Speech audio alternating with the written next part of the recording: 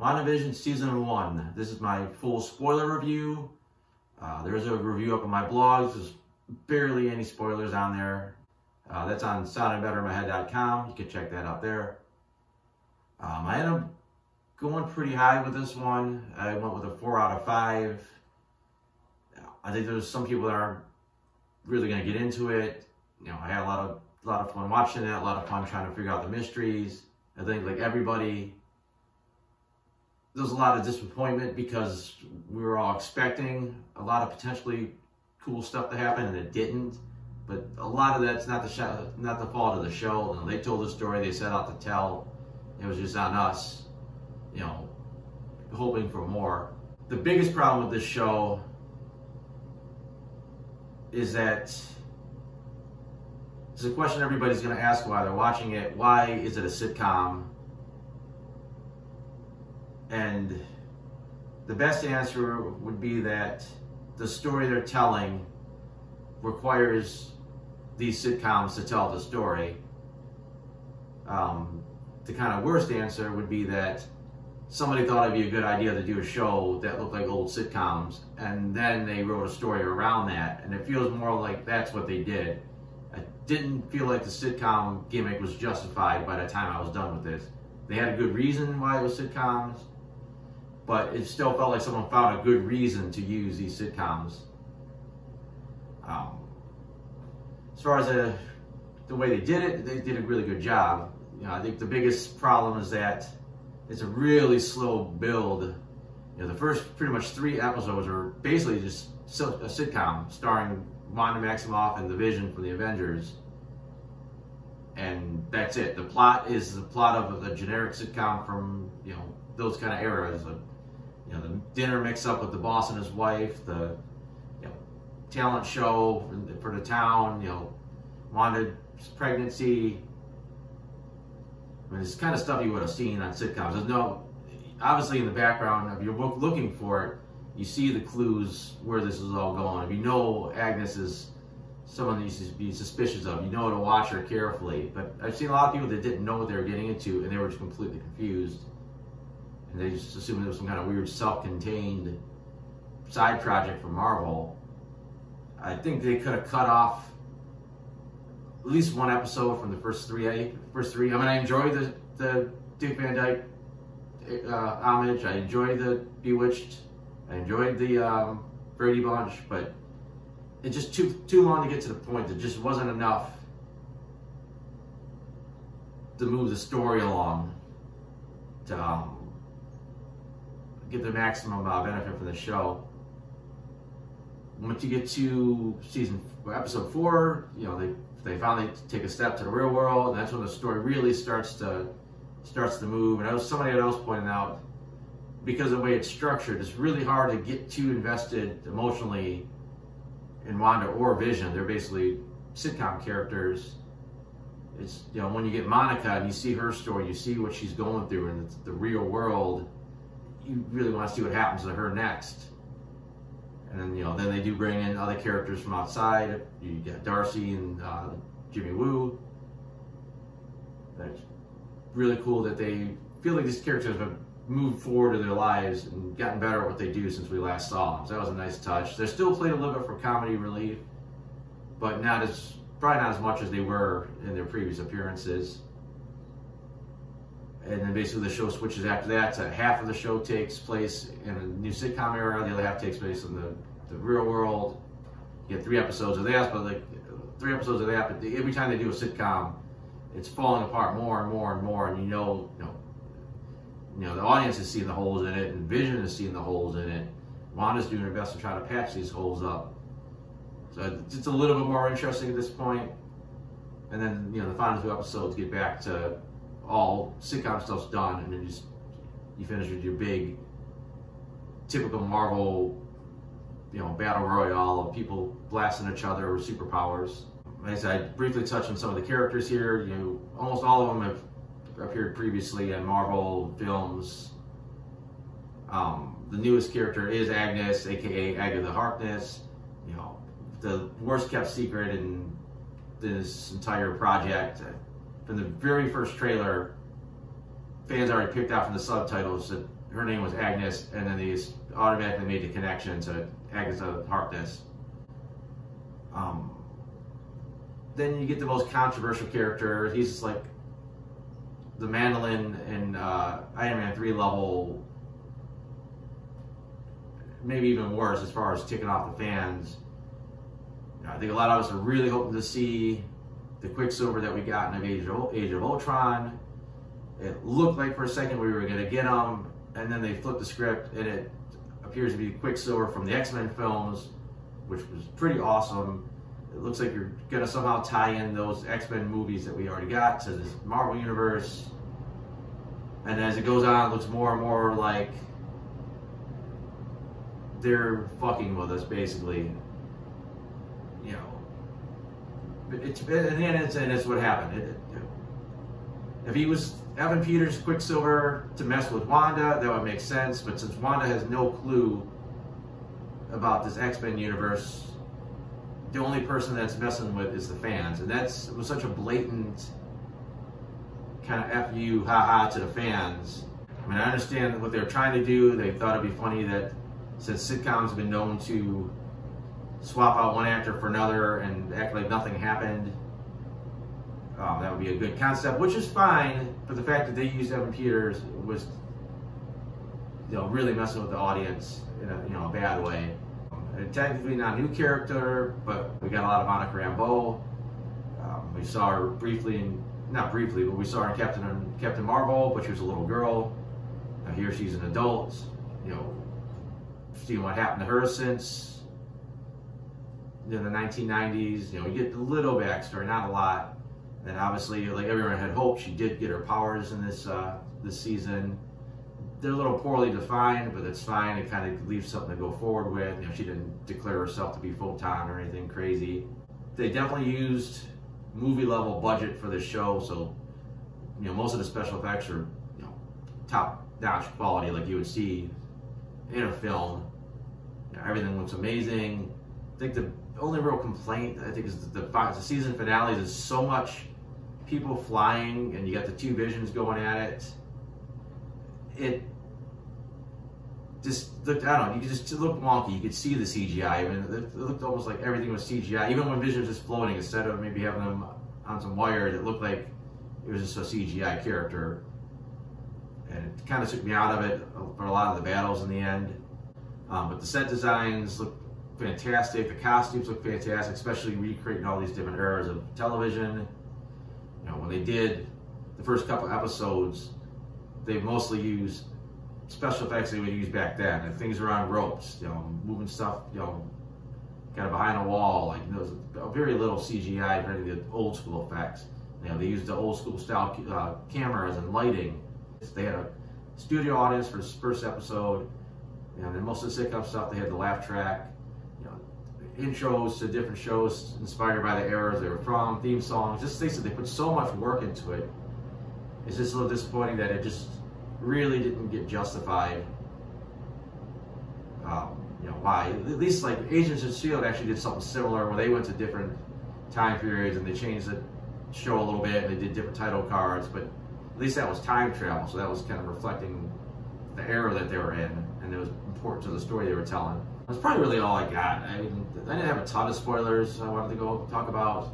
Just get a few bigger ones off my chest that are not my review. I still do want to go through my notes real quick, see if there's anything I think worth pointing out from the different episodes. Actually, it's really evident in the first episode, but it's throughout. The acting is so good, especially that Wanda particularly, but Vision they feel like they're movie counterparts, but they're also like their movie counterparts from the 50s or the 60s. Just the acting is different for those type of sitcoms than you see in modern acting, and they did a really good job of feeling like different eras of the same character. And Monica does it as well when she's, Geraldine in the few episodes she's in. We got these commercials throughout, these fake commercials. They're all tied basically to Wanda's trauma. Thought there would have been a little bit better payoff to that. And another thing I didn't get into, they never explained why these sitcoms were being broadcast. Like, I know Wanda was recreating this sitcom world for herself, but they never explained why it was being broadcast and how they were able to pick up this signal, why she was putting the thing together like a sitcom. end credits and all this other stuff. And her almost essentially cutting footage she didn't want to get out there. Like, you know, who did she think was watching this that she needed to edit the broadcasts? It just never got explained. And also, they always have the same, almost always the same couple in these different commercials, and it seemed like there was going to be a big reveal on who they were. I don't think they ever showed up outside the commercials, so that was left unexplained. And the first episode itself, the goofy premise with the boss and his wife coming over, they're not prepared for it. I don't know, it was a pretty mediocre story. You know, there was a couple funny moments, but overall I thought it was kind of flat. I loved the Bewitched style episode from the second episode. I think it was possibly my favorite. I love the whole animation and all that stuff. I thought the plot was a little bit better this time around. The drunken Vision was pretty funny, and the way Wanda covered for him was pretty typical sitcom stuff from that era, but it really still worked now. And then there's a lot more teases here about things aren't right here in Westview, and the helicopter being in color, and Daddy's blood being in color, and I think they should have did a little bit more of this in the first episode, or the first episode and second episode could have been like one longer episode since they're so short, and you could have got a little bit more into this, you know, reality trying to get into there.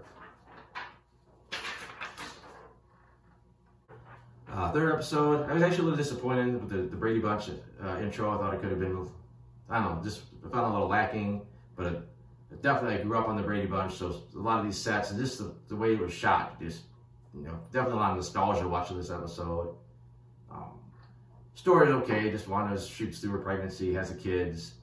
We do finally get one of the better moments in the series at that point where Monica mentions Ultron for the first time, and, you know, Wanda kicks her out of there, and it's, you know, the first real tension we have actually gotten besides this regular sitcom shenanigans.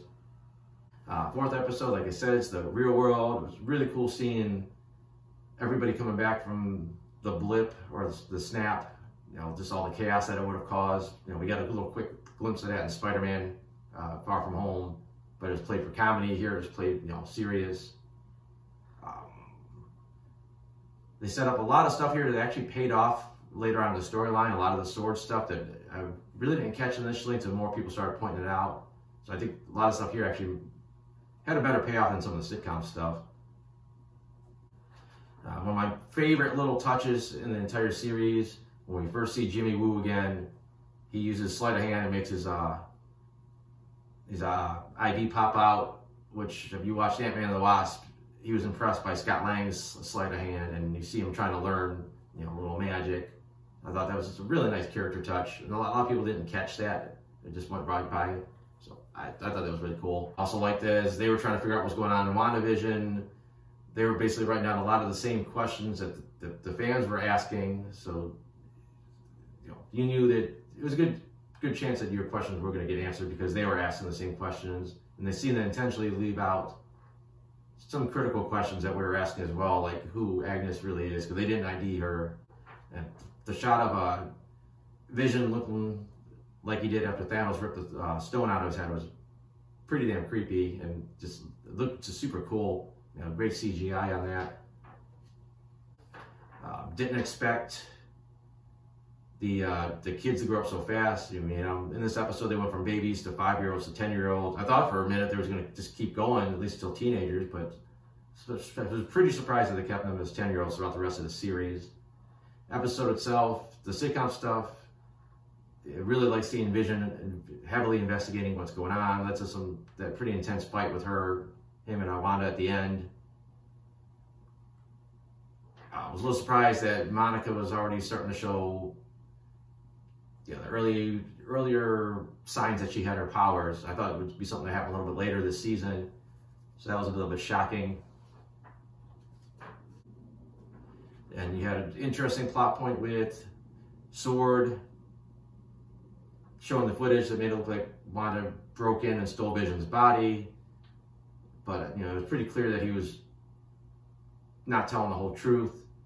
And just the fact that they had Vision taken apart, you know, that's when it finally clicks that Sword is actually run by a jackass that's trying to, probably wants the technology for himself. I mean, he still wants to use it, I think, for good, but he's being an asshole about it.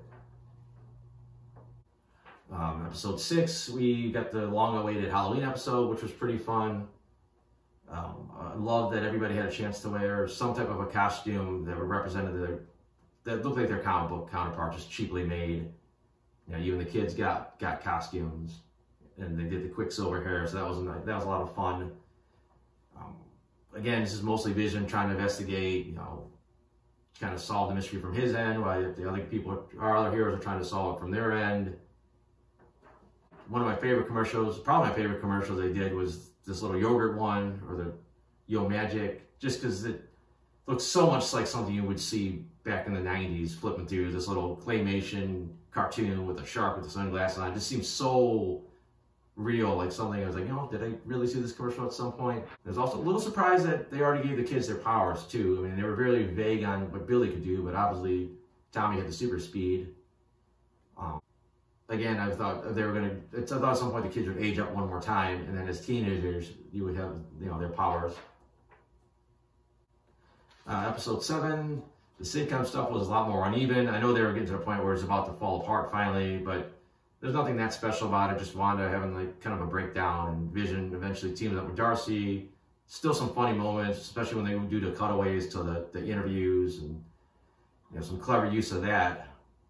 But overall, nothing too spectacular with that stuff. And then outside, and she got a space buggy that couldn't even get through a wall.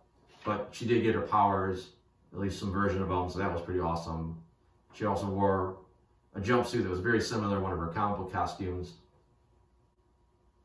And obviously this was the big Agatha reveal.